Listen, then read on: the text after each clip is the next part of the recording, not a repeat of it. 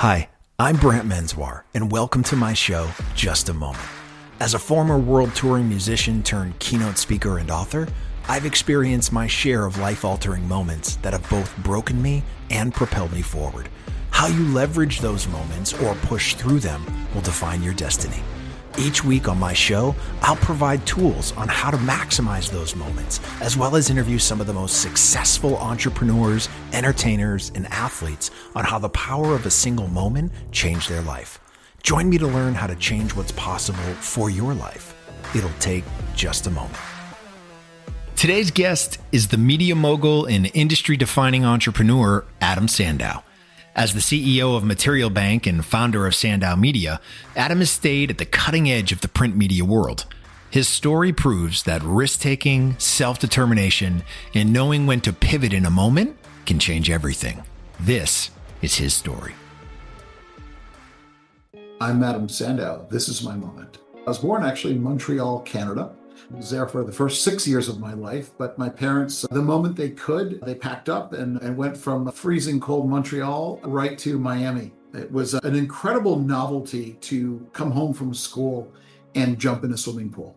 They were both entrepreneurs. My father was always his whole life in the printing business. My mother worked with him, and then she got more into the graphic design and kind of agency world. So she was the creative graphic design company. My father was the printing company, and I grew up learning design and printing from watching my parents. My parents were always relatively liberal, but never pushing us. They wanted us to follow our own paths. I was honestly a terrible student.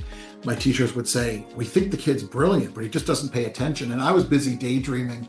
Later, I was diagnosed with dyslexia. There are some parents that just push the kids straight A's and everything else. I was never that kid, but I was really creative and really driven in my own way. I had friends that had incredibly disciplined, very tough parents, and they were maniacs. And then here I was with all the freedom in the world, and I was pretty straight-laced. Adam's interest in creative pursuits mixed with the family business early on, cementing a sharp aesthetic eye that would soon pair with a seemingly innate business sense. I loved drawing floor plans, and I thought, I'm going to be an architect. And I loved architecture. Again, very young kid, maybe 10, 12. I remember my father brought me home these green plastic architectural templates and graph paper, and I would sketch floor plans in these extravagant, beautiful homes. I always liked nice things, but really quickly, probably 13 years old, I just became obsessed with business. I always had little enterprises, little businesses. I think my earliest one was literally selling custom sticker sheets. My father brought me a dot matrix printer, and this is in the 80s, and I was selling custom stickers. So in school, I was not paying attention. I was busy taking orders for my custom sticker sheets at $1 a sheet. Business is hard, and they had good times and bad times and ups and downs. But both of my parents were always entrepreneurs. And I had this incredible respect. My parents were their own people. My father was his own man. He didn't come home and say, yeah, the boss was tough on me today. He would say, yeah, business is tough, but I'll figure it out. That gave me this very clear path of, I'm going to be an entrepreneur. And so from those early days, having these little tiny silly businesses all the way up to starting to build actual real companies in high school, it was the only thing I ever wanted to do. Adam saw potential around every corner. Even in his high school days, his unique talent for problem solving and seeing things from a new perspective helped both him and his business prospects come out ahead. I happened to go to a really good public high school called Palmetto Senior in South Miami. In fact, Jeff Bezos was there a few years before I was. It just happened to be an excellent school. Great diversity of kids and really great teachers. And I grew a lot there. I got involved in clubs. There was actually a club called Future Business Leaders of America. I was still focused on business. I would think about it all the time and what could I build? What could I start? The company I ended up starting is really the root of what I even do today. But before that, when I was looking at ways to either make money or be innovative, I remember distinctly there was a fundraiser. We were trying to raise money for our club. And the club happened to have a lot of people in it. And I was the president of it. And the fundraisers are typically selling candy bars and all these silly things. I remember that my father happened to come home one day and say, we're doing a really big project for one of their biggest customers, and it required a lot of handwork. It required collating by hand, and he needed to get it done quickly. And I said, I've got a really good idea. And I went to the principal and I said, I've got an idea to make a lot of money in a short period of time. Can I take over the cafeteria after hours? He said, sure. And we got every member of the club to go after school into the cafeteria. And my father brought the truck into the school. We set up 150 stations. And in the span of 5 hours, we had collated the entire project. And the money we made was more than we could have ever made selling chocolate bars. So that was me literally in 10th grade going, I'm going to take over the cafeteria. I'm going to bring in my father's project. And we raised in 5 hours what would take a couple of weeks. So I was always thinking like that. And I got known around school as someone that could make those things happen. My real entrepreneurial roots when I started to have a real business was when I was a senior in high school, and Apple just invented the Macintosh and the laser printer. There was a computer store right near my house. This was back when the laser printers were $10,000 and no one knew what they were. I remember going home that night with a printout of that laser printer, and I showed my father and I said, you have a typesetting department in your print company and it uses film and it's complex and it's messy. I said, look at the sheet of paper. You could type a line of anything and format it and print it out, and it's print ready. And I said, anyone can do this. You don't need specialized people. And I was amazed. He was amazed. And I was able to buy that little computer from the store. I remember driving home. My car was full of accessories. I was so excited, but I couldn't afford the laser printer. So I made a deal with the store. I said, I'll pay you $1 a sheet if I could come here and print out the sheets. And they said, sure. And I started a typesetting business. And my first customer when I was in high school was Kinko's. If you remember Kinko's, they're still around. But back then, when you had a resume, you had to go to a place like Kinko's for them to make it nice. They were my first customer, and I think I got paid $25 to typeset a resume. And we got so busy that I ended up finding speed typists. And I said, look, I don't want to type this thing. You type it, put it on a disk, and I'll format it. And they were my first customer. And honestly, what I have today goes back to those early days of starting that little graphic design typesetting business when I was in high school. It was because I saw the disruption coming of what you'd call desktop publishing, which is today everyone knows it. But in the mid 80s, that was revolutionary. I was able to catch that little wave and started my company. With his high school days over, Adam moved on to a college degree for a time. But in the literal and metaphorical heat of Miami, his entrepreneurial hot streak only got hotter. I started as a freshman at University of Miami and had my business. And my business started to really grow. And I started to do other things. I am a incredibly impatient person. And when I feel like I've conquered something, I want to go on to the next thing very quickly. My little typesetting business quickly turned into a media company. We started a newspaper on Miami Beach back again in the 80s when Miami Beach was just going through this renaissance. Miami Vice had popularized South Beach, and it was the place where a lot of the cool New Yorkers and people back in the day would come down. So South Beach was this incredible area. And I started a newspaper, and I said, how hard is it? If I can do graphic design, I'll design my own newspaper and I could sell ads. How hard is it to sell ads? And I went and I sold some ads. I still remember the first ad I sold. It was $700 for a full page. It was a big deal back then. And I had a newspaper. I was off with lots of employees, and as a freshman, doing all kinds of things. I ended up even about a year later owning a bar for many years on Miami Beach. I was 19. I legally couldn't drink in the bar, but I owned a bar. We were one of the first bars on Ocean Drive, back when Ocean Drive was just in Miami Beach, just starting to become popular. And I had it for many years. I had an unstoppable appetite to candidly create businesses, create wealth. I knew that if I didn't do it, that it wasn't just going to come to me. I wasn't a trust fund recipient. So I knew if I didn't make it happen, it wouldn't happen for me. I am curious about an incredibly diverse array of things.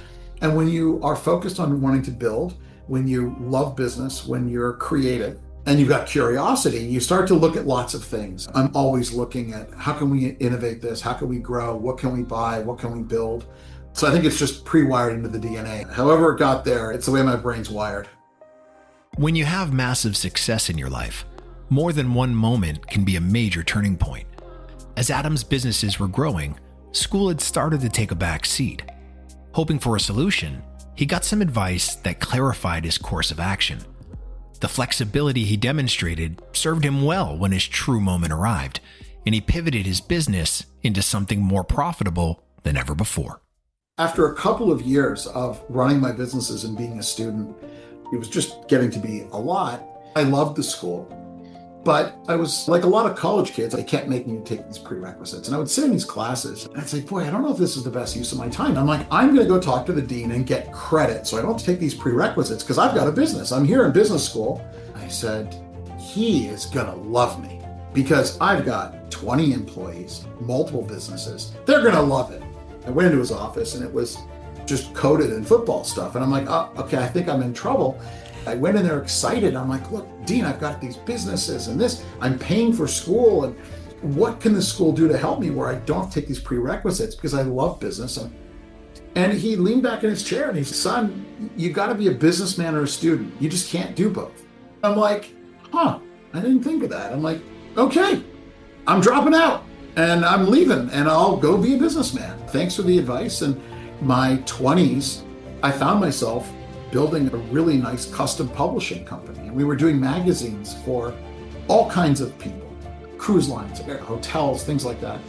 I got a contract with someone that had a contract with a cruise line, and they were making a book for the cruise line. He said, I'll sell the ads and you just make the magazine. And we did. And I put a lot of care into the book. The book comes off the printer. I bring them to him and I'm so proud of it. And he looks at it, he's like, my God, Adam, this is fantastic.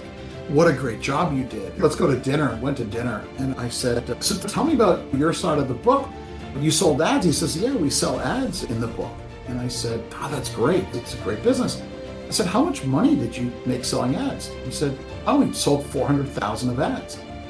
And I said, $400,000. I said, I charged you 60 and I made good money. There was an epiphany. I don't remember what else we talked about that night, but I left going, I'm no longer making books for anyone. I'm going to go get the contracts and sell my own ads. So we pivoted and started our own magazines where we owned the magazines, we sold the ads, and that was the beginning of my media business. And that foundation of those early days of that little laser printer all the way to my first real magazine really gave way to all of the companies that I own today.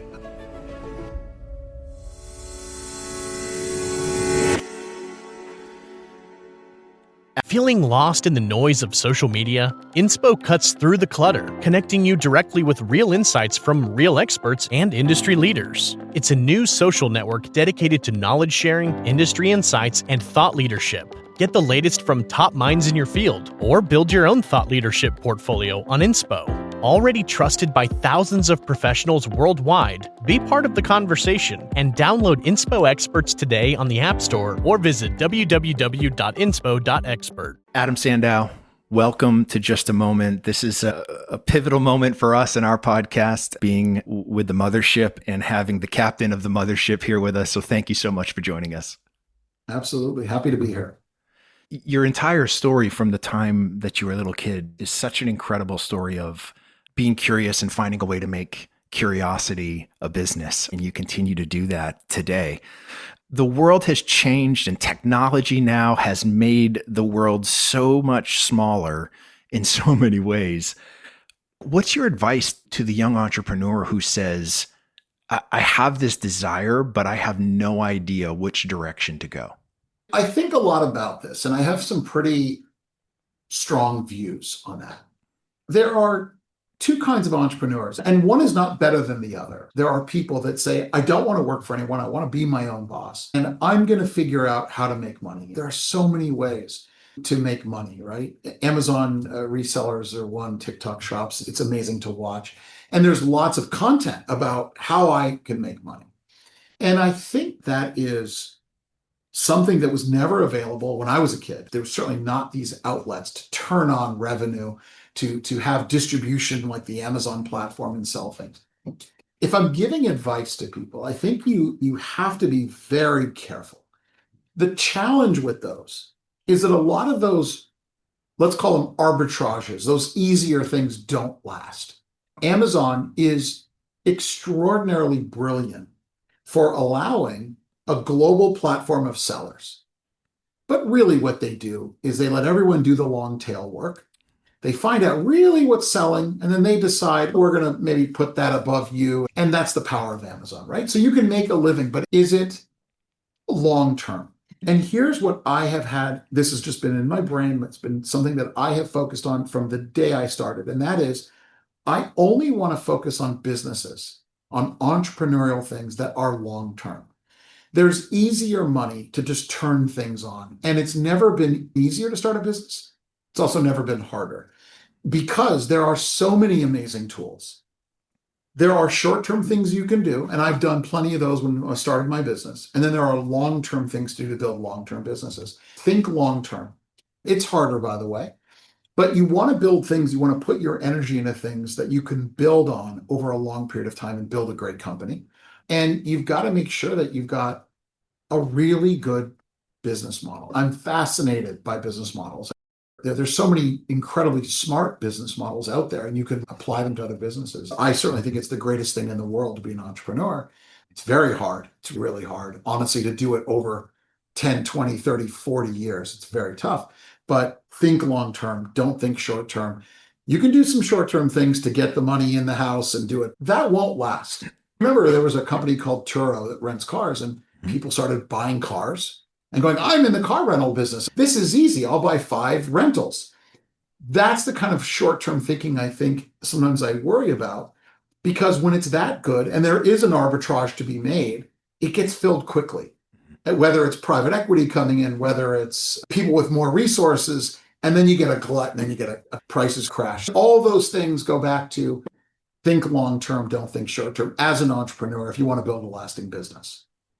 I love that. And I agree with you wholeheartedly, especially the younger generations. They're watching the videos of people saying, this is how I made $30,000 last month. And they're only looking at the short term because the idea of generating money is not the same as generating wealth. I don't know that's taught like it needs to be. The other thing that I'm curious of your opinion on, I grew up a child of the 80s myself with you. We weren't bombarded by different forms of media coming to us, telling us what we should think or what we should do. We had to go out and be creative ourselves. But the thing that we were allowed to do back then that I just don't see today is we were allowed to fail. And we were allowed to learn from our failures so that we understood what it felt like when it hurts like hell when you don't get what you want. And I think we have an entire generation of kids now coming up into the workforce who've never been allowed to lose. What is your opinion on allowing and encouraging this younger group of kids now coming into the workforce to lose and to experience failure? I think failure is one of the most powerful teaching aids, as long as you learn from your mistakes. As a young entrepreneur, especially when I was starting out, I would take huge risks.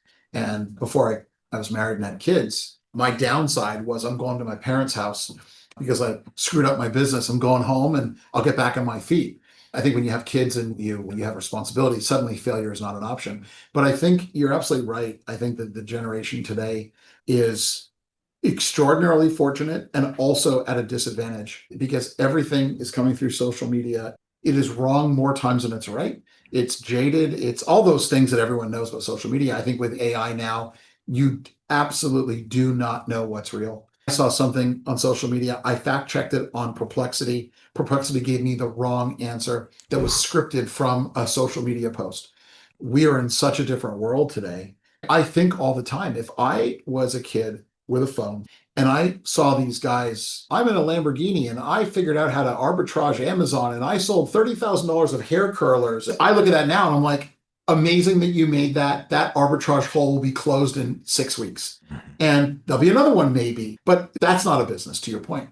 As a kid, I think I may have been enamored by that and it would have motivated me. Just like when I was reading the Forbes 400 and just hearing these stories of families and entrepreneurs, and I would be so motivated by that stuff. So I think it's hard for kids today because it all sounds easy. I saw a girl lying in bed eating potato chips. And she said, I'm going to show you how with one Airbnb, I don't need to work anymore. Now, her video wasn't, I'm building an empire. It was, no, I have figured out how to quit my job because I figured out one great place for an Airbnb so I don't have to work. And I think it sends out the absolute worst messages in the world where a young kid goes, I don't want to work. Like, it never lasts. So I think that taking risks, failing, trying things, learning from your mistakes, especially when you're young, especially when you can fail 5 times and have a blanket, if you're lucky enough to have parents that will give you a couch to sleep on. That is what I think made a lot of people in the 80s. We need that. Agreed. Agreed. We always like to pivot before we finish with talking about a moment we'd like to revisit and maybe approach differently. I'm curious. Listen, you can't be an entrepreneur and not have some moments you want to go back to and try again. But is there one that stands out in your head as one that you're like, gosh, I wish I'd have another shot at that now? I can tell you almost every setback I've ever had, there's a benefit to it. I try and always do that, right? If I do a deal and it doesn't work, what did that yield me? We acquired Worth magazine days before the financial crisis, right? Not the best time to acquire a financial magazine. But in buying Worth magazine, we figured out, how do we reach the richest people in the world? And we had this idea to build a distribution company that controlled all the distribution of magazines in private airports. Today, that's an incredible business. And it's such an amazing part of our business. I would have never had that idea had I not bought Worth and gone through all the headache of a financial magazine in the great financial crisis. For me, when I've had setbacks, and nothing is ever perfect, I try and take learnings from it. And I always try and go back and go, here's the positive of what it is. I think looking back, the one thing, if I was going back in time, I think focusing on simplicity is something that I am bringing into every company that I own, that I start, that I buy, more than I ever have. I think that simplicity is something that is talked about, but very rarely executed. And there's so many great examples of companies that have embraced simplicity and companies that have taken simplicity and destroyed their companies over it. So I think going back, if I'm speaking to my 20-year-old self, I would really focus on, okay, keep things simple. Don't overcomplicate them. Don't let things get complicated. I think it's the reason Apple is Apple today, right? They created a product that is simple. The Macintosh was simple. The IBM PC was not. Some of the great companies in the world have built amazing businesses by focusing on simplicity. So that's a big one for me.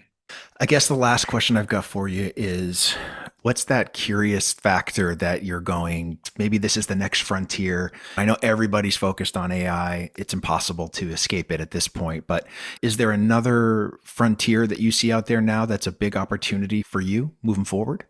I try and focus on guiding my companies and building businesses that are AI and robotic proof. And you can't forget robots when you talk about AI. What's amazing is we've had that ChatGPT moment, right? I think you have 1 billion users now. Everyone in the world has gone to ChatGPT and say, write me a song in the tune of this with lyrics of that, and it's magic and it's a novelty. And AI is going to change the world. Everyone knows that, I think, in many ways. But I think what people aren't paying attention to yet is robotics. And the advancements of robotics are going to really change the face of the world in ways we can't yet imagine. When you have someone, and there's a lot of robotics companies today, but when you've got Elon Musk saying, we're going to make 1 billion robots at $20,000 a piece. And if you've seen the advancements they've made in the dexterity of the hands and things, those things worry me. I try and focus on businesses that are both AI and robotic proof, meaning there's physical moats. There's a reason where I won't wake up and realize a robotic company or Google or OpenAI has taken my business and make it a free feature on their website, because that happens, right? I think we're going into an incredibly exciting world. I think we have to be very aware of all of the things that are out there. I think robotics are going to be incredible. I think that there's some exciting things coming. I think there's going to be a lot of opportunities.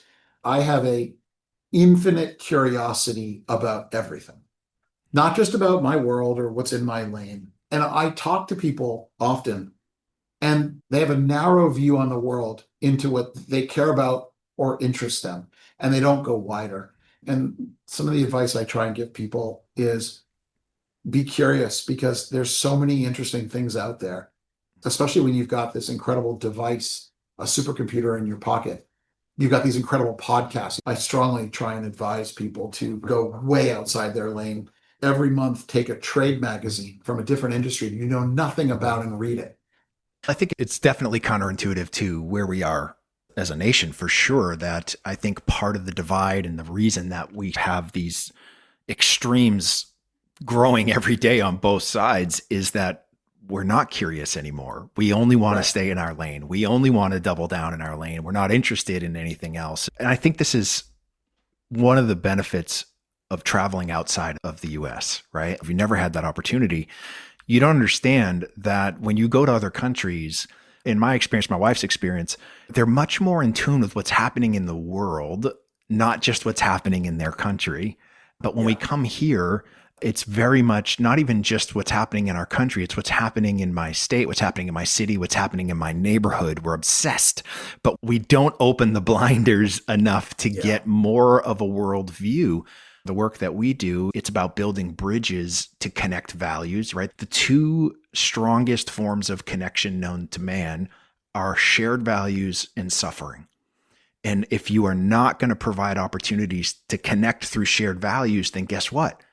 People are going to connect through suffering. What I love about what you do and what Sandow does is through your publications, through all the different organizations and companies that you own, you're really providing people an opportunity to connect through shared values. We're saying, gosh, here are the things that you're interested in, whether it's architect and design or it's one of the other fields. But the idea is you're giving people this opportunity to go, I'm passionate about this. I love this. And there are other people out there who feel the same. You know, how much of that is driving what you're putting out right now as an organization? I don't care what side of politics you're on. It's impossible to say that one side is wrong about everything or the other side is right about everything, because they're absolutely not. And I personally will subscribe to the polar opposite media purposely because I want to hear both sides. And I have seen people that I don't think I could have a thing in agreement with, and they'll make a good point. And it's insane. It's almost ignorant to go, well, they're wrong about everything, or they're right about everything. To truly be educated, if you don't really understand both sides of any issue, and you don't listen and be reasonable on both sides, it's ignorant. And I think that's where the country is right now, is that we're just, you're right, you're left. It's all or nothing. That is a horrible way to be. It is not productive. It's not going to ever work. You've got to be open-minded and be aware. I just don't think people are. I try and always listen to both sides, but not enough people do. It goes back to curiosity. It goes back to being open-minded on things. It goes back to listening to other points of view. It is, always. Listen, Adam, thank you so much for joining us on Just a Moment. It's been a pivotal moment for us having you here, and just can't thank you enough for your time today. All right. Great to meet you. Thank you for joining us on this episode of Just a Moment. Make sure to subscribe to our podcast and tell a friend or two about it to help spread the word so everyone can find a moment that inspires them. Don't forget to leave us a review and check us out on the web at justamomentpodcast.com. Just a Moment is produced by Natalie Von Rose and Brant Menswar. For more inspiring shows like this, visit surroundpodcasts.com.